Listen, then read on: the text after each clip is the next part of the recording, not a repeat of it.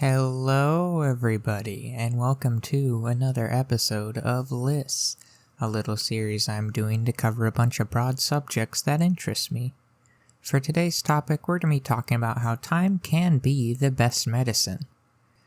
I feel like that just phrase right there is, I would say, a get out of jail free card whenever anybody's going through something to try and get them up more of, oh, don't worry, time's the best medicine, and you just have to let it sit out. And I feel like at least the negative stereotype that's gone with it has kind of shadowed the actual idea of what that statement can be.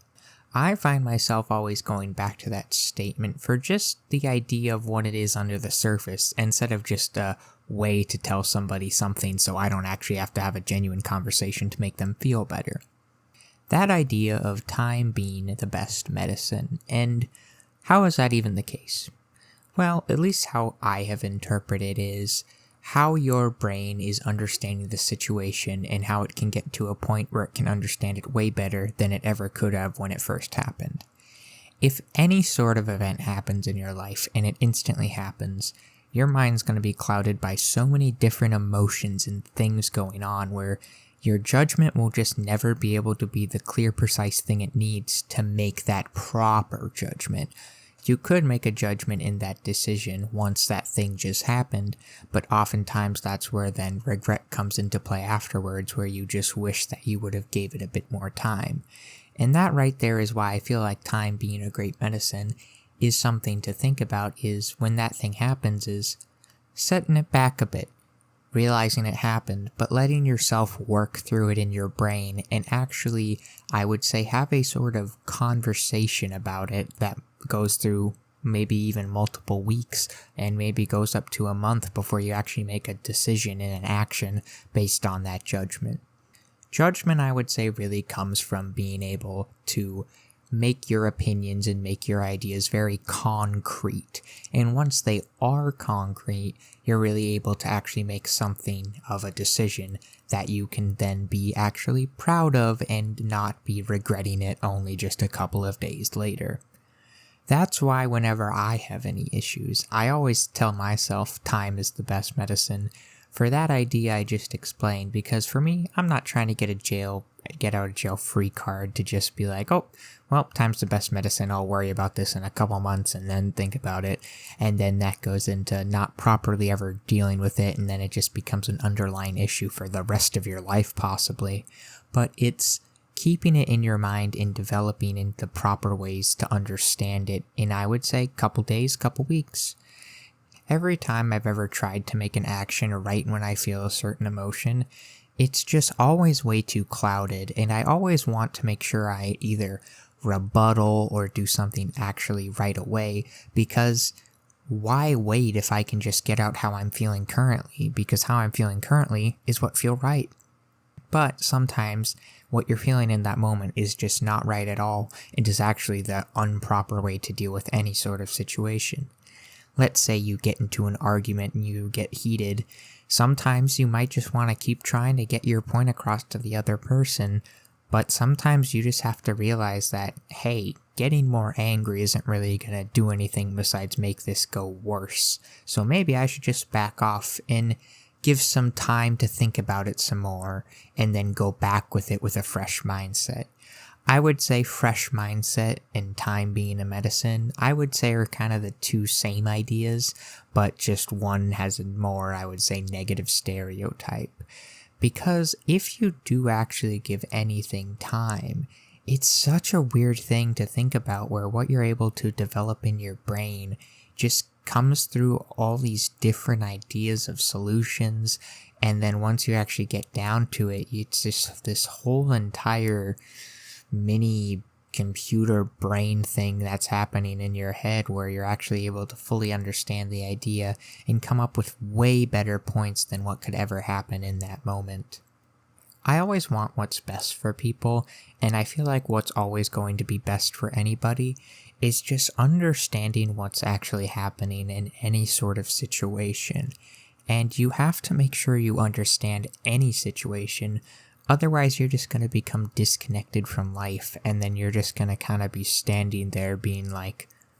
well, I don't know what to do. if you don't understand anything, how are you supposed to understand living? So that's why I feel like the key idea is to how to understand anything that's happening is using time as a way to actually process it.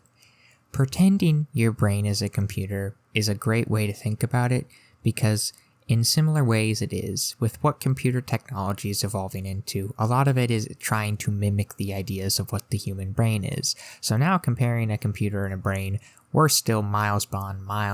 off for what it actually is, but they're close enough where you can see of, maybe giving some time to develop might actually be a good idea instead of spitting something out. I feel thinking shouldn't be something that is thought of as less of to do and or something to put off to the side, because how we have always made decisions is just sit down and think about what the heck happened. And I feel like that idea has become just slowly more of something of you don't actually properly think about anything that's necessarily going on. If you're doom scrolling a bunch, are you really gonna most of the time stop and really give it a deep hour-long thought of what the heck the point of this is? No, I would say the structure on what our society has become, and what the world at least is in modern day,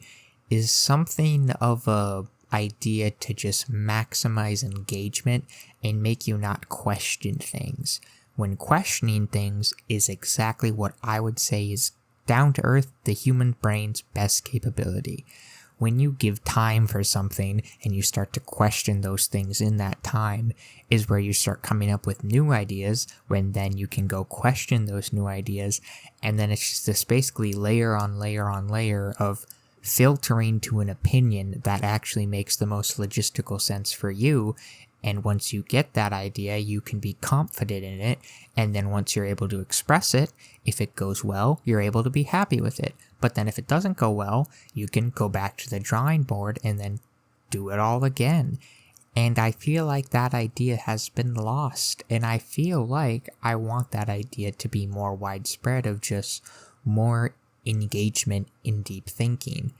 I know all of us will always have struggles with really being able to sit down and really tinker with our brains. I know I am no professional at all with even trying to get too much into really, really deep thoughts. But I would say it doesn't have to necessarily get into that idea of you have to go all the way in depth about thinking about all these different things. But literally just giving yourself a time frame to think, and in that time frame, just thinking, not wandering off in different thoughts, but basically instead of having an hour-long movie, it's an hour-long thinking session of how can I solve this issue that happened, and not just come up with an idea instantly that's probably not going to end up the best. Going back to that idea of what modern society has bring into us, and I would say has tried to silence that idea of really, I would say, making it a more common thing to have more critical thinkers. Again, this is just all my opinion, but I would say anybody has the ability because it requires figuratively nothing. You have a brain if you are human, and what you can do is no matter where you are in the world, you can just sit down. No matter if it's a bustling area or a silent room, your brain's not gonna function any less. Yes, there might be distractions and whatnot, but you're still able to just think. And that idea of thinking is, I think, what has been overlooked a lot on just what the capabilities of the human mind can actually comprehend and what it can actually do by itself. One of the best things I always love to do is go off of other people's opinions and get into a really good group of trying to find a consensus opinion and throwing ideas off the wall and all that stuff. But still, while you're alone, you're able to do a lot of similar stuff like that with just your brain, because brains are so complex and we don't even have all the answers to them. I find a fun thing is to just really get into your brain and not try and make it a whole thing of making you go insane, but just kind of just exploring how if you give yourself time